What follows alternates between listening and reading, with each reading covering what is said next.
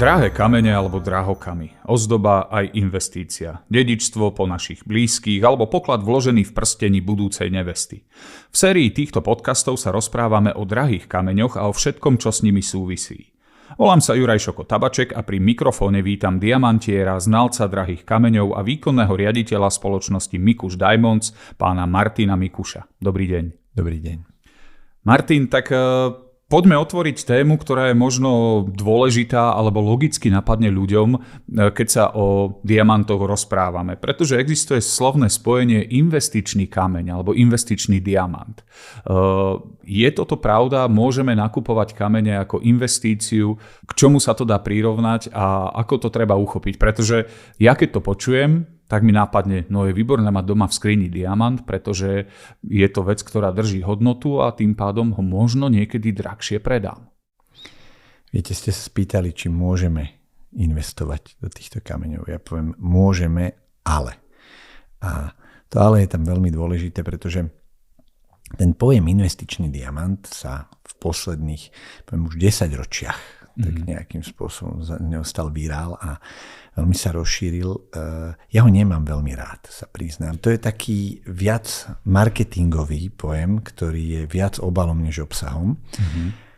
A vysvetlím aj prečo, lebo tie kamene vedia byť za určitých okolností, ak sa budeme treba zbaviť o diamantoch, ale aj iné drahé kamene, vedia byť aj dobrou investíciou, ale zväčša nie v takej rovine, ako si to väčšina z nás naprvu predstaví, keď sa ten investičný diamant spomenie. To znamená, že v priebehu 3 rokov narastie cena, predám a získam. Presne tak. Tak ako väčšina ľudí vníma investíciu, že dnes niečo kúpim a zajtra to predám za dvojnásobok. Alebo poviem, keď sa nebude dariť, tak aspoň za čo som to kúpil. V prípade kameňov treba na rovinu povedať, že tomu nie je tak. Zmysel tejto investície alebo tie pozitíva tejto investície spočívajú zväčša v niečom inom, než v nejakom nevyhnutnom očakávanom výnose. Ja by som to možno premietol do praxe. Keď príde za nami klient s požiadavkou, že chce kúpiť investičný diamant, veľmi často som sa rokmi naučil, že je dobre položiť prvú otázku asi takú, či je z jeho pohľadu v poriadku, ak v priebehu niekoľkých rokov až 10 ročí na tom kameni nič nezarobí, prípadne niečo stratí.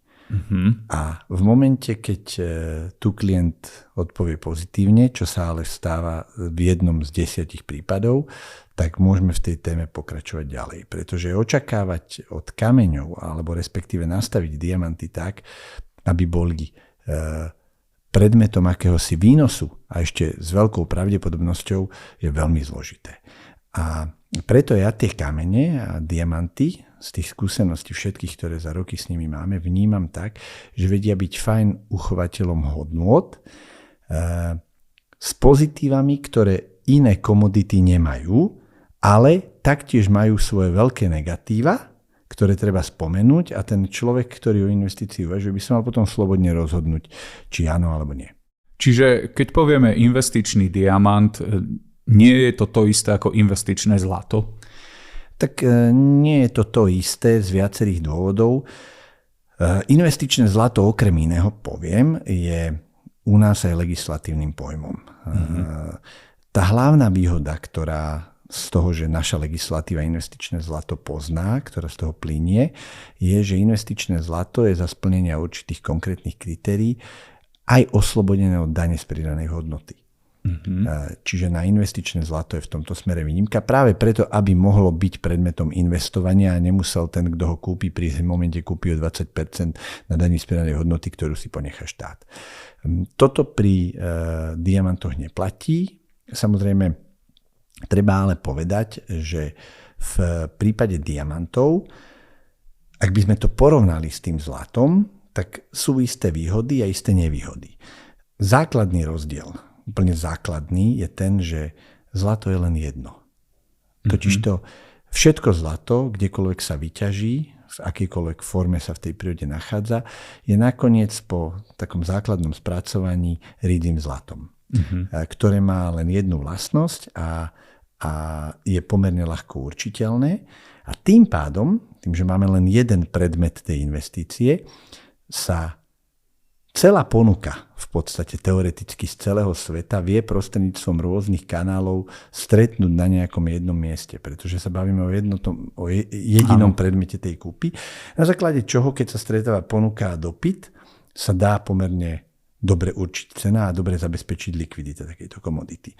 No v prípade diamantov, ale aj iných drahých kameňov, toto žiaľ neplatí. Už len pri diamantoch sa budem baviť o tisíckach rôznych kategórií, ktoré vyplývajú z kritérií, podľa ktorých sa hodnotia. To je farba, čistota, výbrus, hmotnosť. Keď to všetko dáte dokopy, tak tých niekoľko tisíc kategórií je také obrovské množstvo, že toto sa nedá nejakým spôsobom efektívne scentralizovať, aby sa na jednom mieste stretla ponuka aj s dopytom z celého sveta a dala sa nejakým spôsobom kotovať cena, ako treba je to na burze zlata. A preto aj tie cenové pohyby sú podstatne pomalšie. Zlato viete rozdeliť a znova spojiť. Áno. Diamant teraz rozdelíte a už nikdy nespojíte.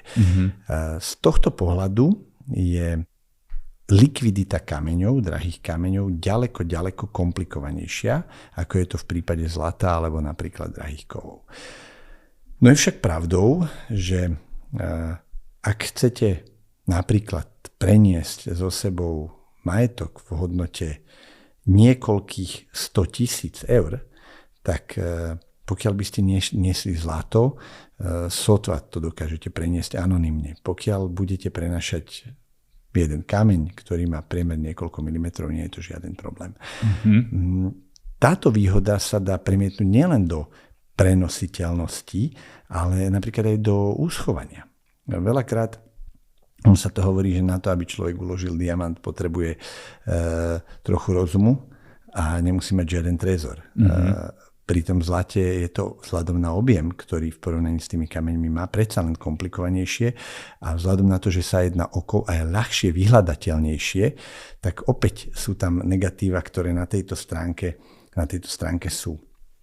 Treba ale povedať, že ľudia, ktorí uvažujú nad investíciou, tak neporovnávajú len zlato, alebo respektíve neporovnajú diamantami len zlatom, ale často si kladú aj také otázky praktické, že ako stojí ten kameň voči ostatným komoditám. Treba aj tu možno povedať dôležité výhody, ktoré s tým spojené sú. Viete, tým, že diamant alebo drahý kameň, jeho držba môže byť úplne anonymná. Nikto nemusí vedieť, že ho máte.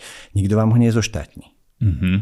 Nikto vám ho nikdy nevezme, pretože nevie, že ho máte. Nikto vám ho nezaťaží daňou, pretože nevie, že ho máte.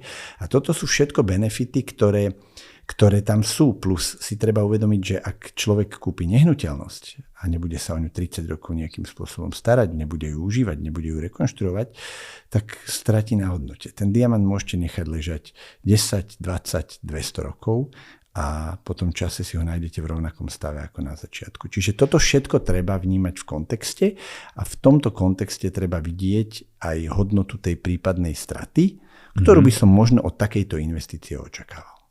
No, rozumiem, dobre. Keď si to zoberiem svojim, povedzme, sedliackým rozumom, a ak by som chcel do niečoho investovať, tak v rámci toho môjho portfólia by sa malo asi vyskytnúť zlato, ktoré nejakým spôsobom vie priniesť nejaké výnosy možno na kratšej časovej osi, ale cez generačne by som mohol rátať napríklad s drahými kameňmi alebo s diamantom, ktorý dokáže preniesť nejakú hodnotu napriek dlhšiemu úseku času. Kde sa takéto kamene nakupujú, ako sa k ním človek dostane? Alebo lepšie povedané vy, ako diamantier? Tak my ako obchodníci s kameňmi a členovia burzy diamanty nakupujeme v prevažnej väčšine na diamantovej burze. Konkrétne v Antwerpách, ale tým, že tie burzy medzi sebou ich je dnes vyše 30 po celom svete, tak oni sú už medzi sebou prepojené, sú zastrešené jednou federáciou, tak nakupujeme tie kamene na ostatných burzách. Často v New Yorku, v Bombaji alebo v Hongkongu, ale najčastejšie na niektorej zo 4 burz v Antwerpách. Samozrejme, tam ten obchod prebieha zväčša medzi jednotlivými členmi. Čiže za určitých pravidiel, ktoré sú upravené vnútornými smernicami burzy. Sú to pravidlá staré niekoľko 100 rokov, ktoré tie burzy dodnes používajú. Oni napriek tomu, že sú veľmi staré, predstavujú obrovské výhody. Napríklad na diamantových burzách dodnes platí pravidlo podania ruky, kde ak sa takto uzavrie kontrakt tak ten kontrakt musí platiť aj vynutiteľný. Čiže to je pekné.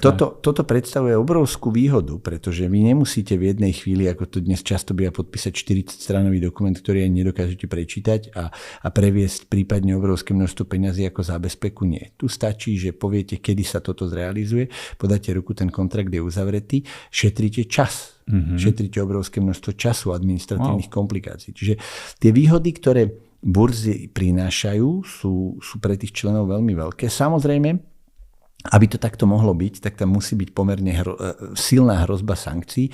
A je to veľmi jednoduché opäť, lebo sankciou v prípade porušenia je strata členstva. Čiže jednoducho vypadnete z komunity a tá hra skončila. Presne tak. Čiže my pokiaľ pracujeme, tak aj kvôli tým výhodám, ktoré to prináša, tak sa snažíme nakupovať tie kamene priamo na diamantových burzách od iných členov. A samozrejme iné je to už potom v prípade človeka, ktorý nie je obchodník, ktorý je laik. No tu, ak nám teda dovolíte, dajte nám nazrieť do vašich kuloárov, ako to vyzerá ten samotný obchod. Príde niekto s kufríkom, s ním prídu iní dvaja ľudia, ktorí dávajú pozor, majú vysielačky a tak ďalej. Potom vybalí ten kameň. Sú dva také scenáre. Jeden je taký ten klasický, historický, ale ešte stále to dnes funguje aj tak. Totižto tá diamantová burza bola kedysi jedna veľká hala. Bol to jeden priestor, ktorý mal zväčša, ak to bolo na severnej pologuli, tak presklenú celú stranu na sever kvôli objektívnym podmienkam pri porovnávaní farby. A tá hala mala plochu niekoľko 100 metrov, väčšinou boli dlhé stoly, kde sa stretli tí, čo predávali a tí, čo nakupovali. A keďže nemali internet ani počítače, tak v tom čase nejak sa muselo vedieť, že aká je ponuka, aký je dopyt. Tak v tej každej hale tradičnej bola obrovská tabula, kde bola ponuka a dopyt. A tam ste zavesili svoj papierik, kde ste napísali, čo máte, prípadne čo kúpiť chcete. A tí ostatní sa chodili pozrieť, či treba to, čo kupujú, niekto neponúka. Ak áno, tak si ho tam našli, posadili sa na tom stole oproti sebe, ukázali si ten tovar a dohodli sa na cene. Stále aj dnes to takto v niektorých prípadoch prebieha, je tam pomerne veľký sentiment. Tá budova, tá hala, tá budova tej burzy je niečo, kde poviem, ja tam mám stále tak trochu zimomriavky, keď vstúpime do toho priestoru, lebo to má obrovské čaro. Je to niečo, čo má viac než storočnú tradíciu a tie všetky známe obchody, ktoré sú v tých filmoch o diamantoch, prebiehali presne v takomto prostredí. Čiže toto je jedna z tých ciest. Ale tá novodobejšia, moderná, súvisí s rozvojom technológií, súvisí s tým, že nad tými burzami dnes, tým, že tých členov pribudlo, už ich nie sú desiatky, ale sú stovky, tak vyrastli obrovské kancelárie. Tie burzy sa rozrastli do výšky. Každý člen má svoju kanceláriu, ktorú často využíva. Dnes už možno častejšie než tú burzovú halu, ktorú má k dispozícii. No a tam sa stretnú navzájom tí, ktorí majú to, čo niekto chce kúpiť a prinesú to tomu, kto to chce kúpiť. Ten dopyt, aj tú ponuku už dnes prepájajú interné burzové digitálne systémy, čiže toto ide proste všetko prostredníctvom počítačov. No a ten variant teda prebehne niekde kvázi v súkromí, v kancelárii niektorého členov, kde oslovím toho, kto má kameň, o ktorý mám záujem, on mi ho tam prinesie. Prípadne poviem, ak je viac takýchto kameňov v ponuke, ja si ich chcem všetky prezrieť, alebo ešte variant číslo 3, že ja mám klienta, ktorý chce takýto kameň kúpiť, on so mnou príde na burzu a ja mu ich chcem ukázať viacero. Ja oslovím 5-6 majiteľov takýchto kameňov, oni mi ich všetky prinesú a ja ich v priestoroch tej burzy, bez toho, aby som za ne musel čokoľvek zaplatiť, ukážem klientovi, ktorý si z toho môže vybrať a ja zrealizujem len jeden z tých ponúkaných obchodov. Čiže toto je taký druhý, dnes ten poviem, že častejší variant. Mne ešte napadlo, že keď hovoríte, že je to teda nejakým spôsobom zosieťované a v rámci tých digitálnych postupov už je všetko dohľadateľné, tieto ale informácie nie sú prístupné verejne. Na to musíte byť členom tej burzy. To sú systémy, ktoré v podstate burzy vyvinuli pre zjednodušenie práce pre svojich členov. Ono to funguje na tom istom princípe, ako tá burzová hala. Totižto, pamätám si, keď sme s otcom niekedy po roku 2000 prišli prvýkrát do Antwerp a tá burzová hala je za dverami, ktoré sa automaticky otvárajú. A do tej haly má prístup len člen. A tak nazerali dovnútra a rozmýšľali sme, že aké by to bolo sa tam dostať. A bolo to veľké šťastie, ten proces bol do veľkej miery aj o šťastí. V roku 2009 sa nám to podarilo a za tie dvere sme sa dostali. A bol to úžasný pocit, ale okrem iného to so sebou prinieslo to, že sme sa mohli pozrieť, čo na tej tabuli je. Mm-hmm. A takisto to je aj s tými digitálnymi systémami v súčasnosti, že to sú vlastne systémy, ktoré burzy poskytujú preto, aby zjednodušili obchodovanie pre svojich členov navzájom medzi sebou. Už vieme, ako sa nakupuje, ale čomu sa vyvarovať alebo čomu sa vyhnúť pri nakupovaní, čo určite nerobiť? Pohľadu koncového zákazníka. Mm-hmm. No, poviem, tam je dôležité dnes, alebo najväčšie riziko, ak sme pri diamantoch, tak predstavujú syntetické diamanty. Mm-hmm. Totižto tých syntetických diamantov je dnes už také veľké množstvo, že oni sa často miešajú nielen zámerne, ale aj neúmyselne. Mm-hmm. Dnes sú, poviem, fabriky spracovateľské, v Indii sa brúsi viac než 90% všetkých diamantov sveta. A v tej istej fabrike, kde sa v pondelok, útorok a stredu spracovajú prírodné, vo štvrtok a piatok nastupujú syntetické. Dnes sú takéto priestory v meste Surat, ktoré vyrastlo len za týmto účelom. India dnes má niekoľko miliónov obyvateľov. Jednoducho sa to mieša už aj náhodou. Už aj nevedomky. Samozrejme, z pohľadu hodnoty si niekto povie jeden kameň z 10 000, nič také strašné sa nestalo, ale ste na konci reťazca, ste klenotník, ktorý to predáva svojmu klientovi a ten jeden malý z tých 10 000 sa stane jedným z 10 v jeho prstení. Mm-hmm. Tam skončila celá reputácia a všetky roky snaženia sú zrazu fuč. Čiže tu je to obrovský problém. A obrovský problém je to z dvoch dôvodov. Prvý je ten, ktorý som spomenul, že toto sa môže udiať aj nevedomky a druhý je ten, že stále nemáme k dispozícii takú, ako by som to nazval, user-friendly, ako užívateľský veľmi jednoduchý spôsob, akým tie syntetické kamene s absolútnou istotou od tých prírodných odlišiť. Ono sa to samozrejme dá, s absolútnou istotou to ide, len nedokáže to urobiť laik bez špecializovaného vybavenia a špecializovaného vzdelania. A toto je dnes pomerne veľký problém. Čiže ja keby som bol koncový klient, tak v prvom rade si kladiem otázku, či ten, od koho to nakupujem, je schopný toto odlíšiť. Rozumiem. To je dnes pre mňa vzhľadom na hrozbu, ktorú tie syntetické diamanty predstavujú, asi najväčšou výzvou a na toto by som si dával pozor v prvom rade. Čiže ak chceme skrátiť cestu tým, že si objednáme niečo online alebo teda nejakým spôsobom nadobudneme takýto kameň, tak ju môžeme o dosť predĺžiť. Môže sa to stať za predpokladu, že ten, kto mi to predáva, nevie tieto veci jednoznačne určiť. Je veľmi sympatické, že vylúčujete podvod, že skôr teda to hádžete na náhodu, ale som presvedčený, že existujú aj podvodníci.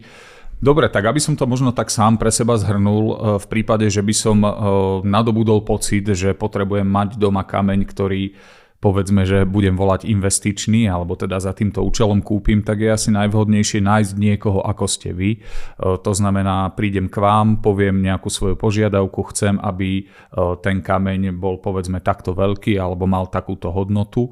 Vy mi ho pomôžete nájsť alebo nadobudnúť.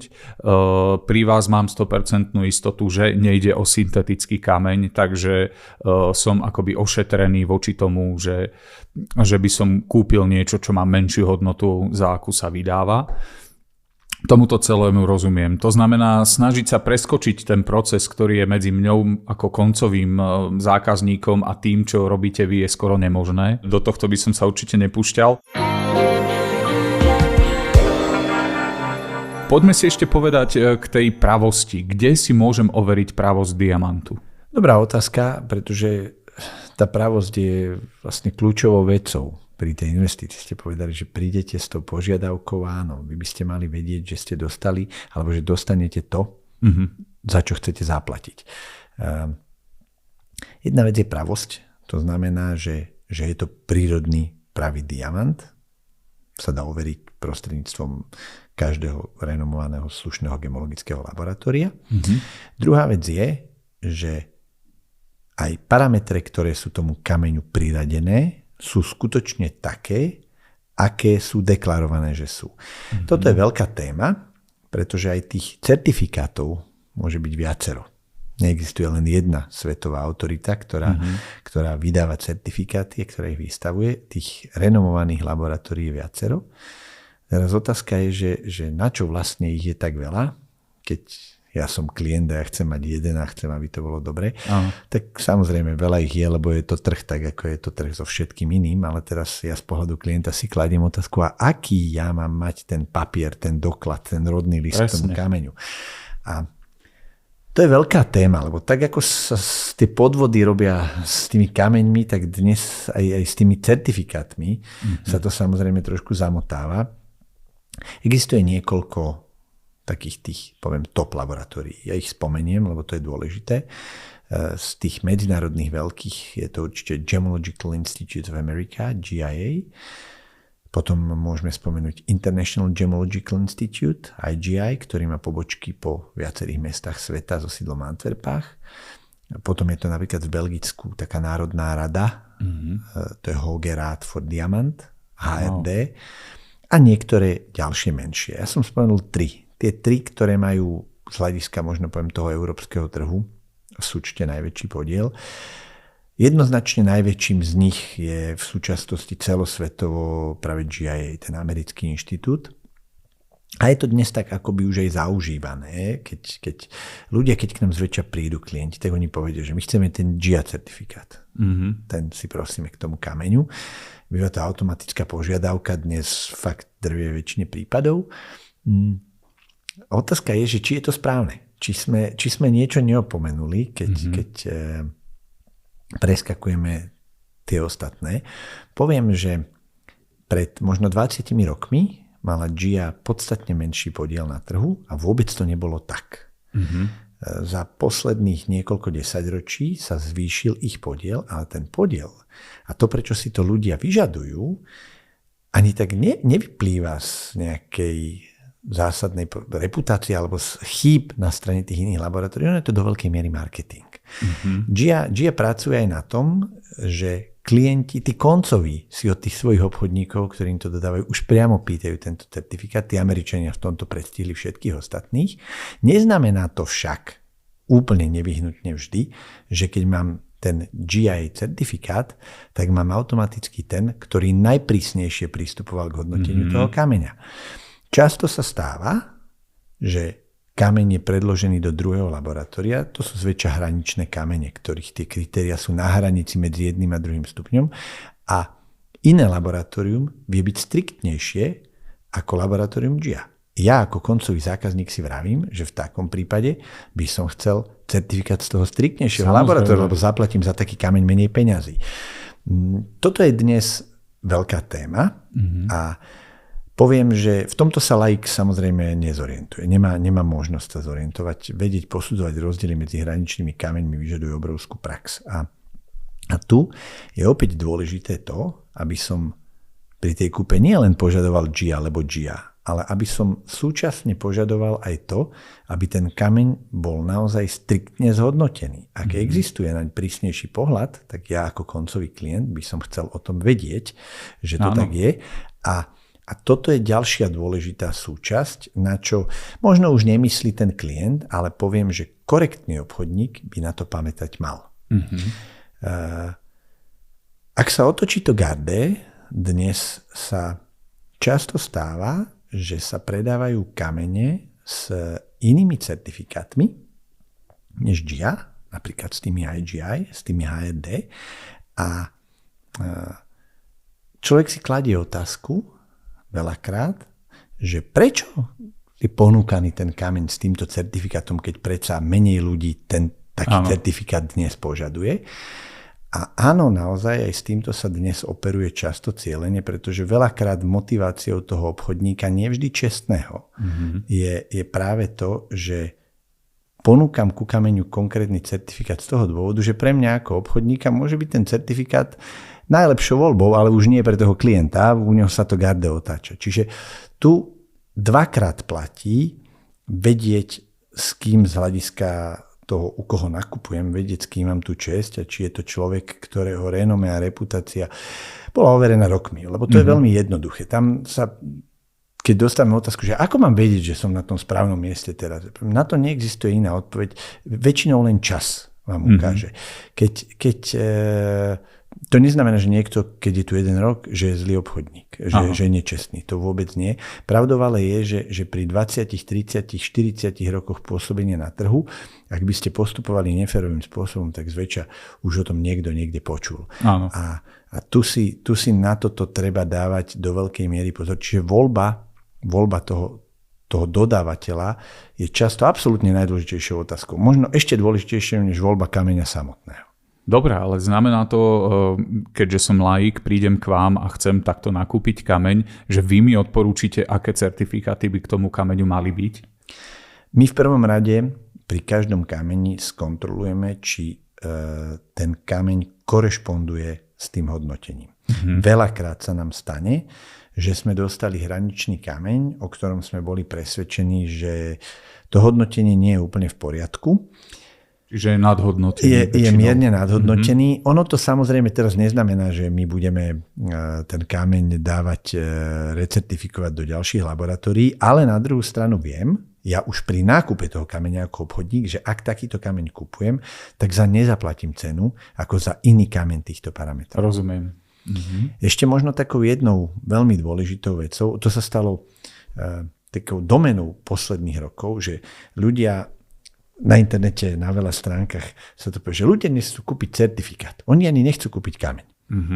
Lebo každý si dnes načíta na internete, kdekoľvek z verejne dostupných zdrojov, že potrebuje diamant čistoty SI1, potrebuje diamant farby G, ideálne, aby mal 0,5 karatu, alebo to si určí klient sám, a s excelentným výbrusom. To je síce fajn.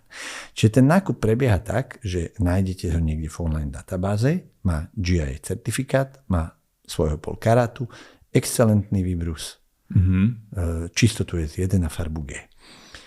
Že objednáte, a zrovna príde kameň a pozeráte sa na ten kameň. Ten kameň nie je v poriadku, na tom kameň niečo nie je pekné, lebo kamarát má SI1G 0,5 karát, zavoláte ho, aby ho priniesol, taký istý certifikát, položíte tie 2 kamene vedľa seba a zrazu pozeráte a každý kameň úplne iný. Certifikáty sú rovnaké. Úplne. Každý kameň je tak rozdielný, že aj laik medzi nimi vidí rozdiel. Je to častý prípad. Totižto tu si treba uvedomiť, že pri tých kritériách každé z tých kritérií, každý stupeň predstavuje určitý rozsah kvalít a má svoju hornú aj dolnú hranicu. A ono to na jednu stranu znie strašne fajn, že to zaškatulkujeme, že si povieme, že ten S1 je ten správny stupeň pri tej čistote, ale nie každé S1. A veľakrát sa tej ceny porovnávajú. Takže ale veď predsa tu je S1 za takúto cenu, to je najlepší variant. Ide o to, ako ten kameň vyzerá, lebo stále platí, čo tu odznieva dookola, že drahé kamene sú preto drahé, okrem iného, že sú aj pekné. A ak tam absentuje krása, alebo ak je krása porovnateľne slabšia u jednoho kameňa ako u druhého, tak logicky ten krajší bude aj drahší a je aj vzácnejší. Čiže tu treba pamätať aj na to, aby ste sa pýtali, čo vlastne spravíme my. No my kontrolujeme, či ten kameň vyzerá tak, ako má vyzerať, aby klient za tie peniaze, ktoré za to zaplatí, dostal to najlepšie, čo za to môže dostať.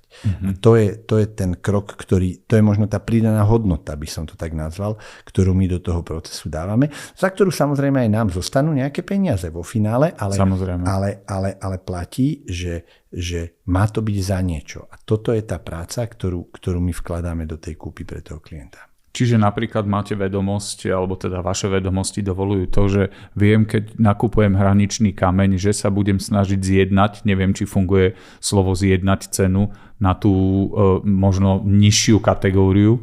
Viete, zväčša je to tak, že ani nejde o to, či hraničný kameň. Ide o to, aby som za kameň taký, aký je, zaplatil zodpovedajúcu sumu peňazí, ideálne čo najmenej, presne tak. Ale na to, aby som toto spravil, tak musím v prvom rade vedieť, že ten kameň je hraničný. Áno.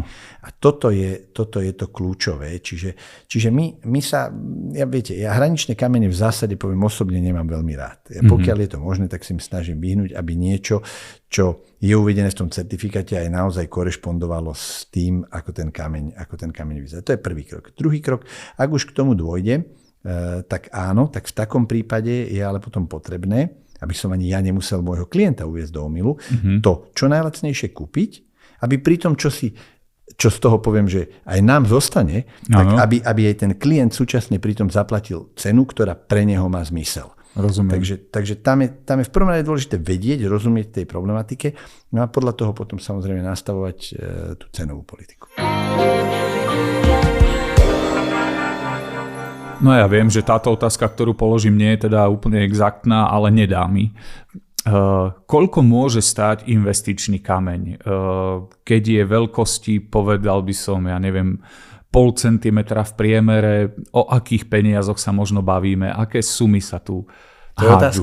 To je otázka, ako koľko stojí auto, ktoré má 4 metre, ale v zásade trošku taký nejaký obraz sa pokúsim načrtnúť. Poviem, taká magická hranica často používaná 1 karát. 1 karát, 0,2 gramu. Ak sa budeme baviť o tom najčastejšom výbruse, o tom okrúhlom briliante, tak hovoríme o priemere zhruba 6,5 mm. Ak to premietneme do hodnoty, tak sa bavíme o kameni, ktorý extrémne môže byť niekde v rozpätí od 2,000 po 20,000. Opäť, ako to 4-metrové auto. Áno. A toto všetko závisí od kvalitatívnych kritérií. Od toho, ako má farbu, čistotu, výbrus a tak ďalej.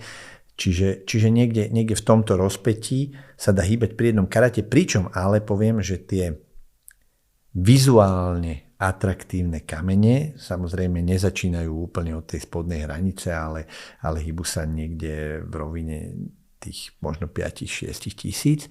A smerom hore sa zlepšujú tie parametre, ale mnohé z nich sa zlepšujú už len pod mikroskopom. To znamená pri 10-násobnom zväčšení, tak ako sa aj tie kritériá posudzujú. A z hľadiska, poviem, človeka, ktorý si chce kúpiť pekný kameň do šperku, nemusia dávať zmysel. Na rovinu. Keď sa nás klienti pýtajú, čo odporúčame, tak my sa pýtame, že a čo chcete?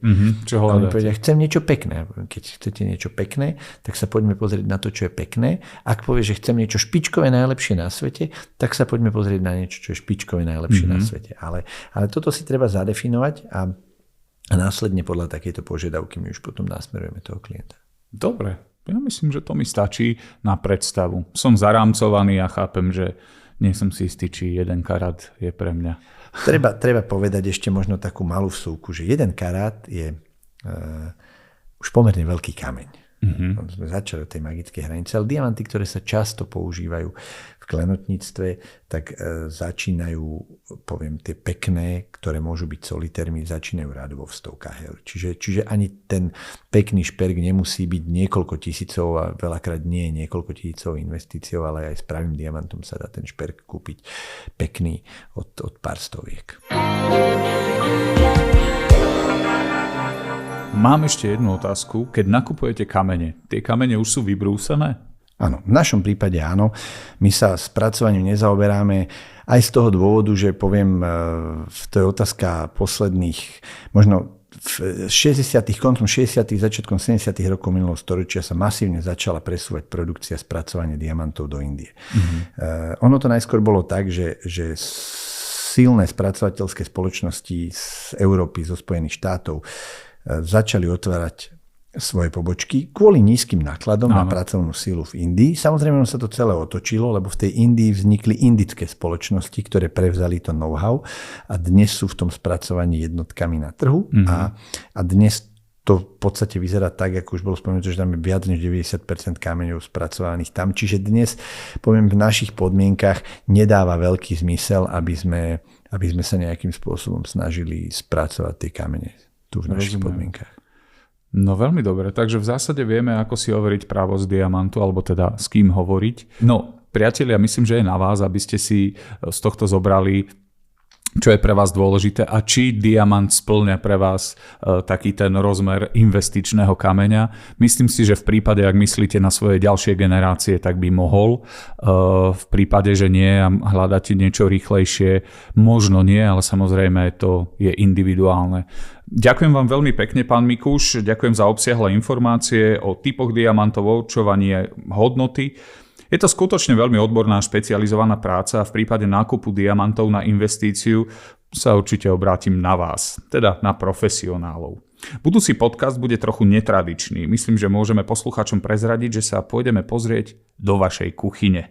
Teda nie kuchyne, kde sa varí, ale do samotného srdca vašej firmy, do dielní a laboratórií priamo pod Trenčiansky hrad, kde sa rodia tie najkrajšie šperky s drahými kameňmi. Do skorého videnia. Budem sa tešiť. Dovidenia.